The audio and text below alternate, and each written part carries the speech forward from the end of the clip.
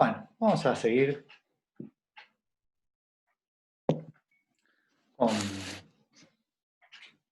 con los temas que teníamos que tener en el programa. Ahora nos toca el tema que, como les decía antes, creo que es bueno, es el que más me gusta, no puedo decir otra cosa. Eh, y es bastante ubicuo en el sentido que está en un montón de disciplinas distintas. Eh, Cuando vean algo de óptica, en espectrografía, en estudio de señales, en análisis de datos, en muchos lugares van a ver la idea de análisis de Fourier. ¿Está bien? Bueno, entonces déjenme plantear cuál es el problema. No, no era esto lo que quería. No sé por qué aparece.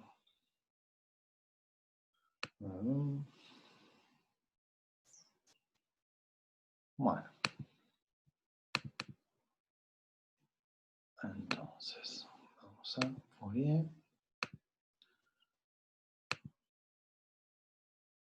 Ok. Bueno, vamos a dar una breve introducción a los problemas, ¿sí? No es todo, no agota todas las posibilidades de Fourier, porque ya les dije, en cualquier ciencia, en cualquier lugar, va a haber cosas asociadas al análisis de Fourier. Pero déjenme darle tres problemas en donde ustedes van a entender, digamos, que aparece, digamos, con esto van a poder extrapolar y ver que aparece en un montón de lados. Imagínense que ustedes tienen una señal, por señal entiendo cualquier valor de una variable que depende del tiempo, ¿sí? Podría ser intensidad de luz, sonido, tensión eléctrica, lo que ustedes quieran, que varía en función del tiempo, ¿sí? No necesariamente tiene que ser el tiempo la variable independiente, pero es lo usual. Bueno, entonces tengo una señal continua. ¿Y qué hago cuando uno tiene una señal continua y quiere grabar esa señal? Bueno, lo puede grabar en forma analógica, como uno grababa en los viejos discos de vinilo, en una cinta magnética, una cosa así, el sonido, o lo puede grabar en forma digital. ¿Y en forma digital qué es? Uno toma muestras de la señal en diferentes tiempos, ¿sí? Pensemos como está dibujado acá en esta primera transparencia, en equidistante, digamos, es lo más cómodo, pero podría no serlo. Supongamos que son en tiempos equidistantes, en intervalos regulares, uno va tomando el valor de la señal, una muestra del valor de la señal, y la transforma en un valor numérico. Uno dice, esta altura es 1,7, esta altura es 1,3, esta altura es 1,47. Qué sé yo, valores así, va obteniendo números que representan la señal en determinados intervalos. Entonces lo que tiene es una señal discretizada. ¿Está bien? Obtiene estos valores y estos numeritos son los que uno puede grabar, transmitir, ¿está bien? Digamos, no sé cómo escuchan mi voz, si la escuchan bien o mal, pero mi voz sufre esta transformación, ¿está bien?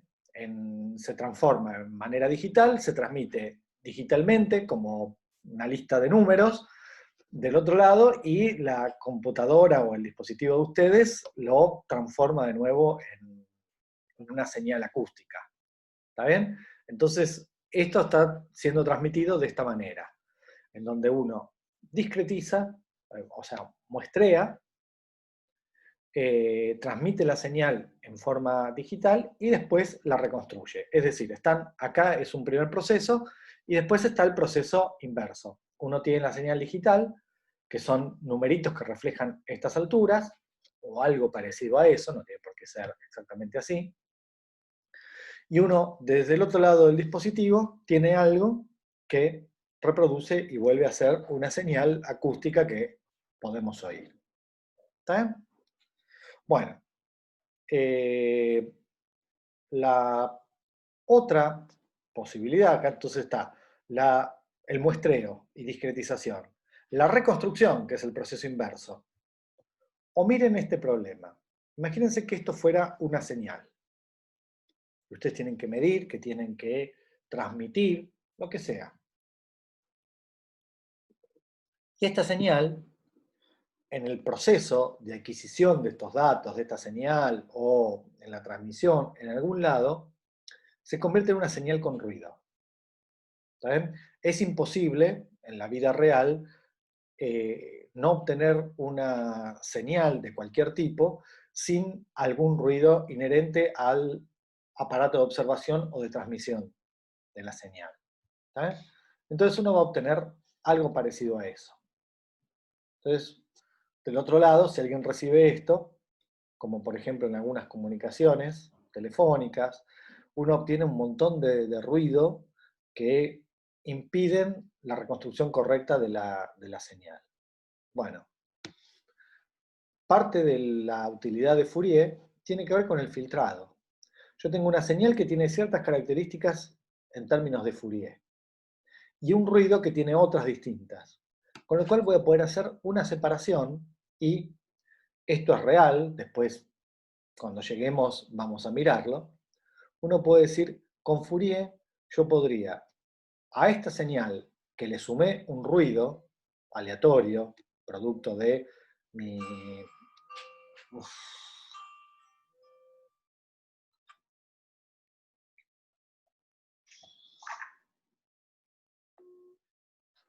perdón. Eh, perdón. Producto del ruido que se le sumó, esto produce algo que tengo que filtrar para obtener la verdadera señal. Y esto se puede hacer, y los dibujos que estoy presentando acá son reales, uno puede hacer algo con la señal original para recuperar y obtener. Entonces, tenía en negro la señal original y en rojo la señal, digamos, que uno recupera a partir del filtrado, de eliminar el ruido. Y eso se puede hacer porque el ruido tiene características, en términos de análisis de Fourier, completamente distintas. Entonces, cuando uno lo mira así, mira los valores, uno dice, ¿y cómo voy a hacer para sacarle toda esta cosa que está subiendo y bajando en esta señal ruidosa? Bueno, pero en términos de Fourier es muy fácil. ¿Saben? Básicamente, porque esto tiene solamente componentes de baja frecuencia y esto tiene componentes de alta frecuencia. Entonces, como un filtro para los que les guste el audio, uno dice, ecualizo esto y me quedo con las frecuencias bajas y voy a recuperar una señal bastante parecida a la original. ¿Está bien? Entonces, estos son procesos que vamos a ver, no sé cuánto vamos a tener tiempo en estas semanas de ver de esto, pero todo esto tiene que ver con análisis de Fourier. Cuando digo análisis de Fourier estoy básicamente englobando dos cosas. Uno es las series de Fourier, que es por donde vamos a empezar, que tiene que ver con señales periódicas, y la otra tiene que ver con señales no periódicas o aperiódicas, que es la transformada de Fourier. ¿Saben? Son dos herramientas que tienen muchos puntos en común, pero también tienen sus diferencias. Bueno, entonces vamos a empezar. ¿Qué es una señal periódica? Por señal entendemos, como ya dijimos, una función escalar o vectorial dependiente del tiempo, que vamos a llamar genéricamente x de t. Bueno, ¿cuándo es periódica? Cuando se repite cada cierto tiempo. ¿Está? Entonces uno dice x de t es x de t más el periodo. Por ejemplo, la posición de la Tierra, cada 365 días y cuarto, vuelve a estar en el mismo lugar con respecto al Sol. ¿Está bien? Eso lo llamamos año. El periodo sería un año. No sé, un péndulo puede ser que cada segundo haga un ida y vuelta, entonces la posición del péndulo es una señal periódica, ¿sí? El ángulo que forma, el péndulo con la vertical, es una función periódica del tiempo que se repite cada un segundo. O así uno puede tener un montón de problemas periódicos. La definición de lo que es el período no es obvio, porque si uno dice, bueno, yo veo que la Tierra está en el mismo lugar y en vez de decir un año o 365 días, digo el doble o el triple, exactamente el doble o el triple. Uno dice, bueno, es cierto, se repitió cada 2 años, la Tierra vuelve a estar en el mismo lugar. Y uno puede decir, sí, está bien, pero se repitió al año también. Entonces no elegiste el periodo más chico. Entonces, la definición de periodo no es obvia, entonces cuando digo, bueno, entonces agarro el periodo mínimo. Y ahí las cosas se nos podrían complicar. ¿Tá? Después podemos hacer cuando quiero avanzar un poco más y después nos preocupamos por eso, porque en principio la idea de periodo es bastante intuitiva, nadie diría que el Sol, la Tierra vuelve a la misma posición cada 35 años, todos diríamos cada año, pero, digamos, para definir eso precisamente en forma matemática, llevaría digamos, unas cuantas observaciones. Bueno, entonces, ejemplos de movimientos periódicos o de señales periódicas. La posición de los planetas, de cualquiera de los planetas del sistema solar alrededor del Sol. Aproximadamente, ¿está bien? Porque el movimiento de los planetas es muy complicado, porque uno puede decir, bueno, todos giran alrededor del Sol y se cumple la ley de Kepler, que ya en un momento estuvimos mencionando. Pero sí, pero macana. Uno no puede decir que la órbita de Marte no esté afectada por la Tierra y por Júpiter. Con lo cual, la posición de la Tierra y de Júpiter influyen sobre la posición de Marte, y eso hace que las cosas sean bastante complicadas. Pero bueno, digamos, en principio uno podría decir que esto es bastante parecido a periódico. La solución del modelo Loca-Volterra de predador y presa, que ustedes vieron en Mate 1 y que nosotros acá está como ejercicio y lo mencionamos, la especie predador y presa van periódicamente repitiendo sus cantidades de individuos de cada una de esas especies. Entonces, ahí tenemos señales periódicas. En el modelo simplificado del comportamiento de una neurona, que era este modelo bidimensional, donde en vez de considerar un modelo tetradimensional, como era el modelo original, uno consideró, además del potencial en la membrana, consideró una nueva variable que era un resumen de las concentraciones de calcio, potasio y sodio, y eso lo juntó en una variable artificial que llamó W. Entonces este es el modelo reducido de Fichte-Nagumo. Bueno, y eso también tiene soluciones periódicas. ¿Saben? Bueno, aproximadamente un electrocardiograma, ¿sí? ¿Es periódico? No, porque uno se va, a medida que hacen la medición, va cambiando el ritmo cardíaco, porque internamente o porque, digamos, estímulos externos, entonces claramente no es una señal periódica, pero en primera aproximación se puede pensar como que es una señal periódica y tiene la zona P, la Q, la K y todas esas cosas que digamos que aparecen en el análisis de electrocardiogramas. Entonces, digo, esto como ejemplos, pero hay infinitos ejemplos de señales periódicas que son de interés. Bueno, ¿cuál es la más sencilla de las señales periódicas o de las funciones periódicas? Las trigonométricas. ¿Está bien? Entonces, a eso en señales se lo llama una señal armónica. Entonces, cuando es algo senoidal, que tiene esta definición. X sombrero sería la amplitud, un escalar o un vector. Esto también puede ser un vector, si la cantidad es vectorial. Multiplicado por una función que depende periódicamente del tiempo. T es el período. Esto, si a t le sumo t grande, va a dar el mismo valor del seno, ¿sí? Porque me va a quedar esta misma cantidad sumada a 2pi.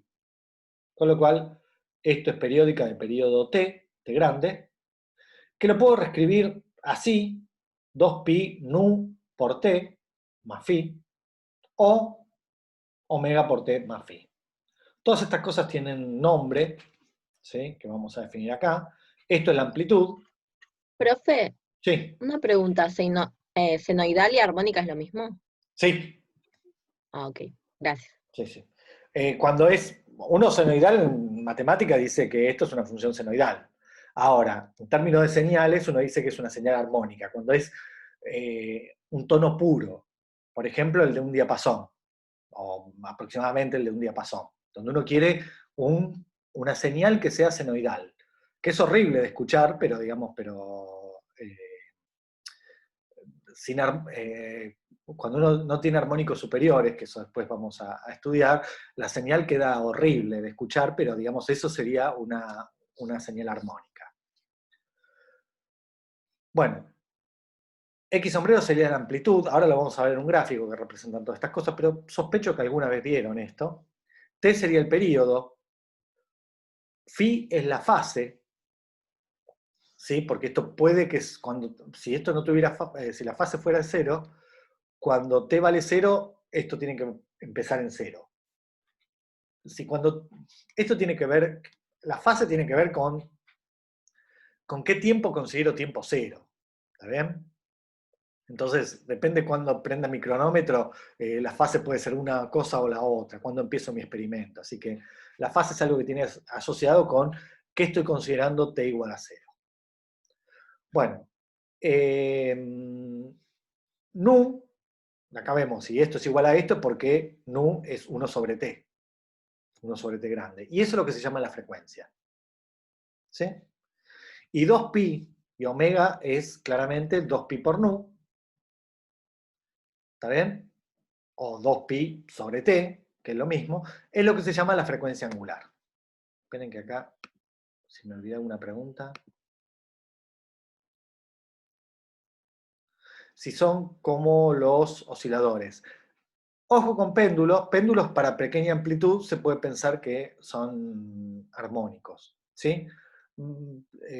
Perfectamente uno podría pensar que se mueve, que el ángulo varía de esta forma cuando las amplitudes son pequeñas.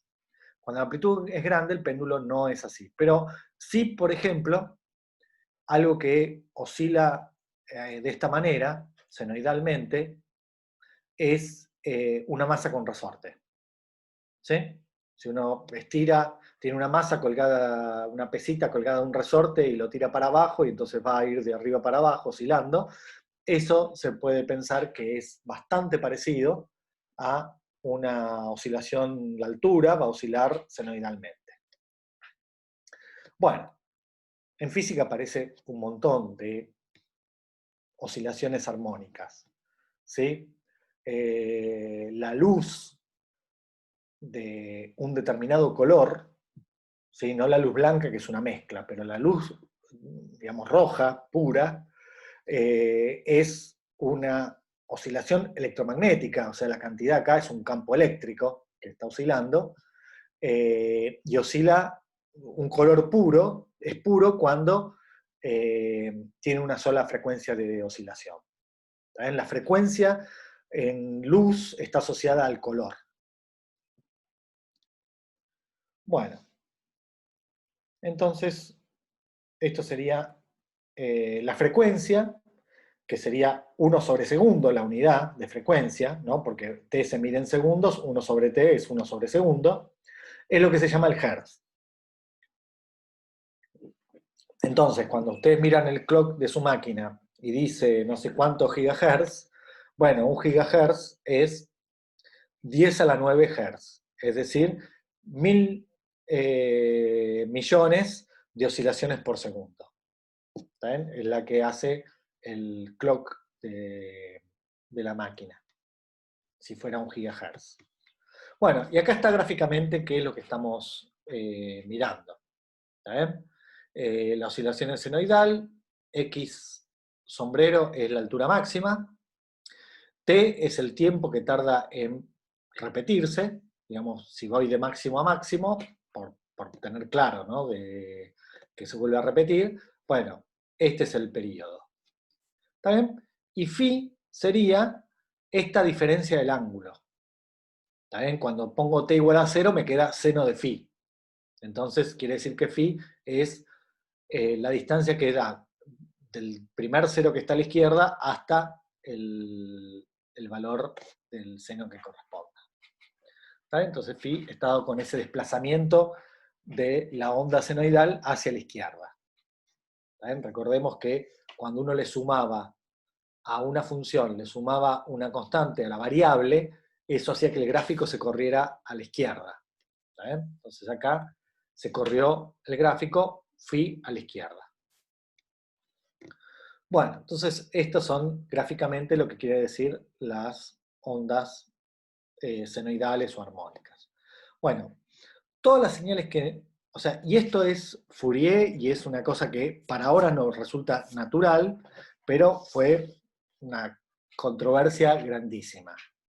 La pregunta es, si yo tengo una señal periódica cualquiera, de periodo t,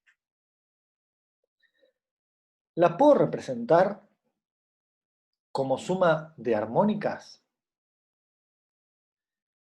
La respuesta es, casi, digamos, con hipótesis mínimas sobre la señal, la respuesta es sí, pero es un problema difícil y que le llevó, digamos, a la humanidad, podríamos decir, bastante trabajo, ¿no? Digamos, o sea, toda esta controversia empezó a principios del siglo XIX y hasta la primera mitad del siglo XX no estaba completamente resuelto. En el medio, para contestar a esta simple pregunta de si una señal periódica cualquiera se puede representar como suma de señales armónicas, hizo que se cambiaran un montón de cosas de la matemática. Digamos, uno veía que la matemática del siglo XIX no estaba preparada para afrontar esa pregunta, y fue así que se redefinió la noción de el cálculo de tanto derivadas, especialmente de integrales, y con eso la noción de límite, y también el concepto de función, y el concepto de función, la teoría de conjuntos, o sea, un montón de matemática salió de esta pregunta bastante ingenua y práctica, decir, bueno, yo puedo representar cualquier señal periódica como suma de señales armónicas. La respuesta es sí, pero la humanidad tardó más de 100 años en contestar a eso, digamos, no completamente, pero digamos, se tardó bastante en entender bien qué estaba pasando. Sin embargo, como herramienta es poderosísima. Bueno, vamos a ver entonces, antes de avanzar un poco más, vamos a tener que mirar un poco de trigonometría, no desde el punto de vista estrictamente trigonométrico, digo de geometría, pero sí las propiedades de la función seno y coseno. ¿Está bien? Entonces, recordemos primero, esta es la primera que vamos a recordar, que seno de alfa más beta es lo mismo que seno de alfa por coseno de beta más coseno de alfa por seno de beta. ¿Está bien? Tiene su interpretación geométrica en términos de triángulos, uno puede plantear esto que quiere decir, pero más que nada me interesa usar esto para el caso de una señal armónica. Entonces, si yo tenía una señal armónica, x sombrero por seno de omega t a phi, voy a pensar que en realidad tendría que haberlo escrito al revés. Phi es alfa y beta es omega por t. Es un ángulo que varía con el tiempo, linealmente. Entonces, cuando le aplique esta fórmula a esto, bueno, el x sombrero va a estar multiplicando en todos lados, pero me va a quedar seno de alfa, seno de phi, coseno de beta, o sea, coseno de omega t. Y la otra parte va a ser x sombrero por coseno de phi, que es alfa, y seno de beta, que es seno de omega t. ¿Está bien? Y puedo decir que x sombrero por seno de alfa lo llamo A, y a x sombrero por coseno de phi lo llamo B. Entonces, una señal armónica trigonométrica con una fase phi, lo puedo pensar como suma de un coseno y un seno de omega t sin ninguna fase, pero la fase está escondida en A y B.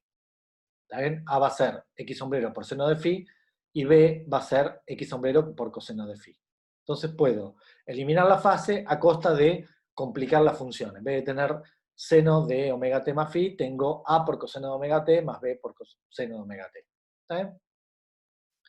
Bueno, geométricamente, ahora sí lo hacemos geométrico, uno puede interpretar el X sombrero, el A, el B y la fase phi de esta manera.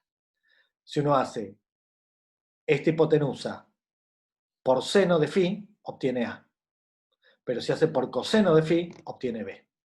¿Está bien? Estas cantidades pueden ser cualquier cosa, pueden ser potenciales eléctricos, pueden ser, no sé, no tienen por qué ser distancias, pero, digamos, tengo esta abstracción de pensarlo como un triángulo rectángulo y decir, la hipotenusa es la amplitud y A y B son los dos catetos. El que multiplica coseno y el que multiplica seno de omega t son los catetos de este triángulo. ¿Está bien? Nada, es una interpretación geométrica de la fórmula de recién. Bueno, entonces, ¿qué es un polinomio trigonométrico? Bueno, y acá vamos a hacer el paralelo. Cuando nosotros teníamos funciones, una f de x, nosotros decíamos, bueno, yo quiero aproximar una función por algo que sea simple. ¿Y qué es simple? Y un polinomio. Bueno, ¿y qué propiedades tienen los polinomios que nos interesan? Bueno, lo que tienen es que forman un espacio vectorial, si lo quieren ver así. Quiero decir, yo puedo multiplicar un polinomio por una constante, vuelve a ser un polinomio. Sumo dos polinomios y vuelve a ser un polinomio. Multiplico dos polinomios y vuelve a ser un polinomio. De grado mayor, la suma de los grados, pero es un polinomio. Puedo derivar un polinomio y me queda un polinomio. Puedo integrar un polinomio y me queda un polinomio. ¿Está bien? Miren todas las operaciones que puedo hacer, matemáticas relevantes, que no me escapo de la clase de los polinomios. Bueno, ahora como estamos hablando de señales periódicas y armónicas, voy a definir lo que es un polinomio trigonométrico. Y con el mismo espíritu. La idea de Fourier es aproximar lo mejor que se pueda una función cualquiera por polinomios trigonométricos. Es decir, por polinomios que incluyan senos y cosenos. ¿Está bien? ¿Y qué es un polinomio trigonométrico? Imagínense que tengo constantes A y B. A tengo un A0, no tengo un B0. Y tengo A1, B1, AN, BN. ¿Está bien? Los A y los B, igual que en la transparencia anterior, van a representar los A, los que multiplican a coseno, y B, los que multiplican a seno. ¿Sí? ¿Y quién es el A0? Esta notación, afortunadamente, en el tema de Fourier, las notaciones son muy parecidas de libro a libro, de apunte a apunte. Entonces traté de respetar eso porque, dado que hay una notación bastante parejita para toda la literatura, no la voy a cambiar. No, sería una locura. Entonces, ¿quién es A0? A0 es una constante que le puedo sumar a un polinomio. Dentro de los polinomios trigonométricos están las constantes. ¿Bien? Pero estos van a ser los A los que multipliquen a cosenos y B los que multipliquen a seno. Y esta notación que estamos implementando, casi todos los libros coinciden.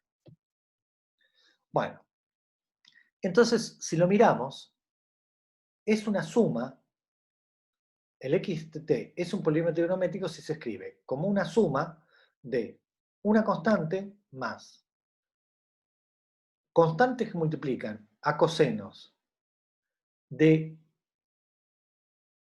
omega t, pero multiplicado omega por k por t, y seno de omega por k por t. Es decir, yo tengo un periodo o una frecuencia básica y también le estoy sumando los múltiplos enteros de esa frecuencia. Imagínense que ustedes tienen una señal de armónica, ¿sí? Algo que varía senoidalmente, con una frecuencia nu de 440 Hz. Y no elijo 440 Hz de casualidad. Elijo 440 Hz porque es internacionalmente lo que se considera el La4. ¿Sí? La nota La básica se considera como 440 Hz. Y entonces, ¿qué estoy diciendo? Bueno, uno puede hacer una señal armónica de 440 Hz. y le suma una señal armónica de 440 por 2, o sea, 880 Hz. O sea, el La de la escala que viene. Y después de 440 por 3, el La de la segunda, de la otra escala. Y así va sumando frecuencias múltiplos de la original, de la básica. ¿Está bien? Entonces, eso es un polinomio trigonométrico. Coseno de 2k, de 2pi t sobre t multiplicado por k, tanto el coseno como el seno. Y a eso le sumo el doble, le sumo el triple, le sumo la frecuencia 4 veces o las que sean. Hasta n. Así se arma un polinomio trigonométrico. ¿Está bien? Bueno, por supuesto que si tengo a sub k más b sub k, con la misma frecuencia, este mismo omega, acá, puedo hacer lo que dijimos acá y considerar una fase y un x sombrero y reescribirla de esta forma. La constante A0 es la constante A0 y le sumo xk, x sombrero k, por seno de 2k, la misma frecuencia que acá, más una cierta fase phi sub k, que dependerá de los a sub k y b sub k. ¿Está bien? Entonces uno puede pasar de amplitudes a fases, o sea, por ejemplo, la amplitud de xk, ¿cómo la calcularía? Y la amplitud de xk la puedo calcular haciendo Pitágoras. Hago a cuadrado más b cuadrado raíz cuadrada y obtengo esto. ¿Y la fase cómo la consigo? Y si hago a sobre b, tengo la tangente de phi. Entonces el arco tangente de a sobre b me va a dar phi. Entonces uno puede pasar de esta representación a esta fácilmente. ¿Bien? De una a otra con cierta facilidad. Entonces acá tengo x de t, que se escribe de esta manera. Esto es lo que se llama un polinomio trigonométrico. Bueno, hay una pregunta.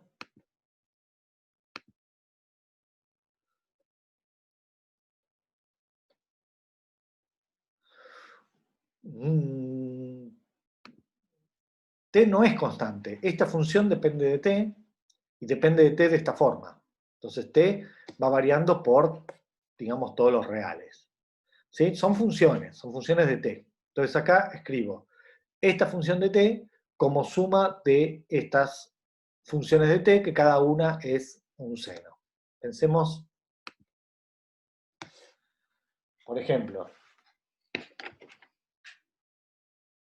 yo tengo una primera señal que hace esto, y a eso le sumo una que tiene frecuencia doble, es decir,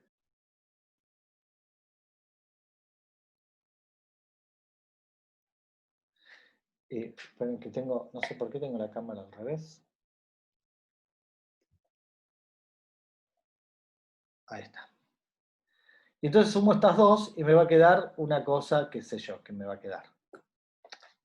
Hagamos una cosa rápida.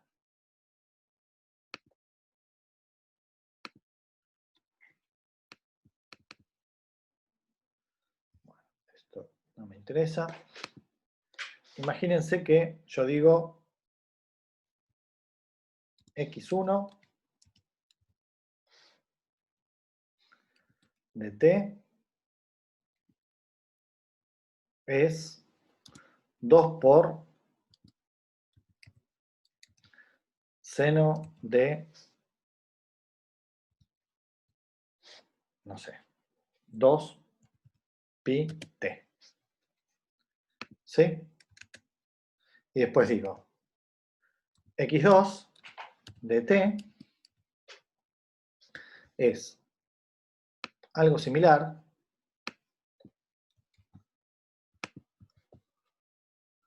pero acá pongo una amplitud distinta, pongamos 1, y acá pongo el 2pi multiplicado por 2. ¿Sí? Este sería el k. Esto es, y si quieren, no le voy a sumar ninguna fase. Entonces este sería el x2. Entonces ahora voy a graficar. x1 de t, x2 de t, y x1 más x2 de t. Y voy a sumar, esperen que agrando un poco. Ustedes no están viendo nada, ¿no? Sí, estamos viendo ¿Sí? matemáticas. Ah, eso, está bien. Esperen.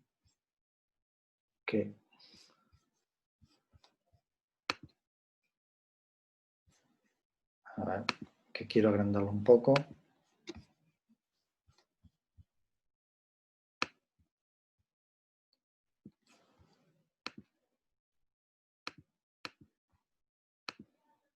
Ahí está. Entonces tengo... Y a ver qué da. ¿Está bien? Entonces, no se nota nada. Bueno, no voy a hacerlo tan lejano. Vamos a hacerlo t de 0. Eso. Entonces, en azul está x1. x2, que tiene frecuencia doble y amplitud mitad, está en esta línea amarilla, naranja, no sé qué es. Y en verde está la suma. ¿Sí? Vamos a sumar un tercero. Esperen. Vamos a sumar x3.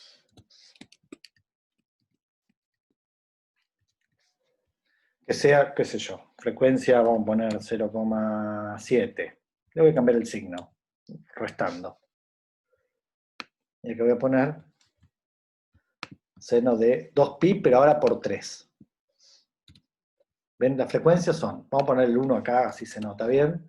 1, 2 y 3.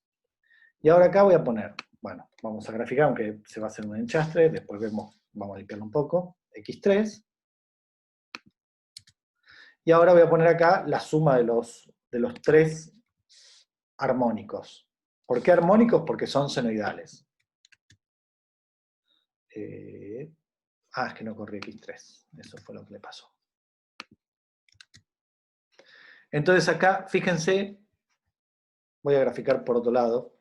Acá estarían los 3 armónicos. Voy a dibujar los 3 armónicos solos.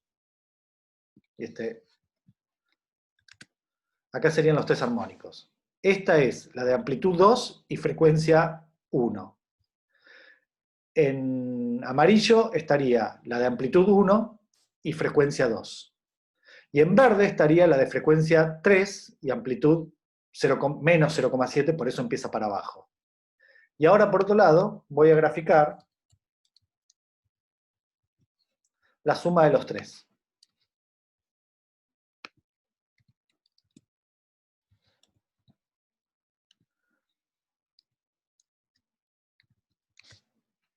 Y me queda esta señal. ¿Sí? Que tiene periodo, fíjense, 0,5, igual que esta.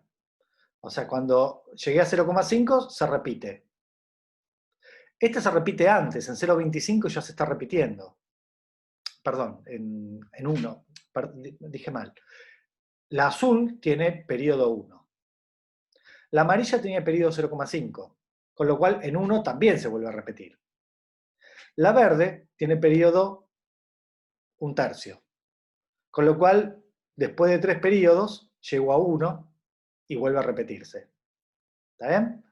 Estas tienen periodos más chicos, pero múltiplos de 1, con lo cual, digamos, obtengo estas oscilaciones, y cuando sumo las 3 oscilaciones obtengo esto. Si yo cambiara las amplitudes, tendría una fórmula distinta, tendría una forma distinta esta suma. ¿Sí? Bueno, lo que me dice Fourier es, si vos tenés una señal de periodo 1, haciendo polinomios trigonométricos con frecuencias cada vez mayores y las amplitudes apropiadas, vas a lograr reproducir la señal periódica de periodo 1 tan complicada como quieras. ¿Está bien? Esto es una base para poder escribir cualquier función periódica, aproximarla tanto como uno quiera por polinomios trigonométricos. ¿Está? Entonces, esto va a ser, cuando podamos, en la próxima clase, lo que vamos a tratar de empezar a ver. Entonces, vamos a estudiar un poco, vuelvo a las, dejo de compartir en matemática, lo que vamos a hacer es mirar los polinomios trigonométricos, ¿sí? ¿Qué propiedades tienen? Y ver de qué manera uno puede elegir los coeficientes para aproximar lo mejor posible a una señal periódica cualquiera. ¿Está bien? Y eso va a dar las componentes de Fourier. Y eso va a dar estas amplitudes. Estas amplitudes son lo que se llaman los armónicos y que definen el timbre de un instrumento, de la voz, de cualquier sonido. ¿Está bien? ¿Por qué una misma nota tocada con un órgano o con una flauta nosotros somos capaces de distinguirlo? O con un violín. Por los armónicos. La nota puede ser un la, pero es un la acompañado de otros armónicos superiores. Y eso es lo que define, digamos, qué tipo de oscilación es.